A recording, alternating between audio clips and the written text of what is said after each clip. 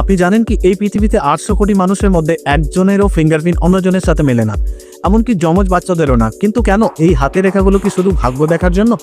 মায়ের গর্ভে থাকাকালীন মাত্র 10 থেকে 15 সপ্তাহের মধ্যে আমাদের ফিঙ্গারপ্রিন্ট তৈরি হয়ে যায়।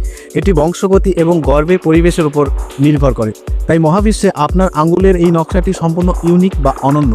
সবথেকে মজার তথ্য হলো আইডেন্টিক্যালি টুইন বা হুবহু দেখতে ভাই বোনের ডিএনএ এক হলেও তাদের ফিঙ্গারপ্রিন্ট কিন্তু আলাদা হয়।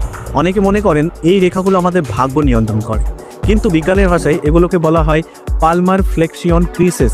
আমাদের হাতের তালুর চামড়া অনেক শক্ত হয়, তাই হাত মুষ্টিবদ্ধ করার সুবিধার্থে কাজ করার সময় চামড়াকে ভাঁজ করতে সাহায্য করার জন্যই এই রেখাগুলো তৈরি হয়েছে। যদি এই রেখাগুলো না থাকতো তবে আপনি আপনার হাত ঠিকমতো ভাঁজ করতে পারতেন না বা কোনো কিছু শক্ত করে ধরতে পারতেন না। সুতরাং হাতের ছাপ আপনার অনন্য পরিচয় দেয়, আর হাতের রেখা আপনাকে কাজ করতে সাহায্য করে। ভাগ্য আপনার হাতে নয়, আপনার পরিশ্রমের উপর নির্ভর করে। ভিডিওটি ভালো লাগলে শেয়ার করুন এবং আপনার মতামত কমেন্টে জানান।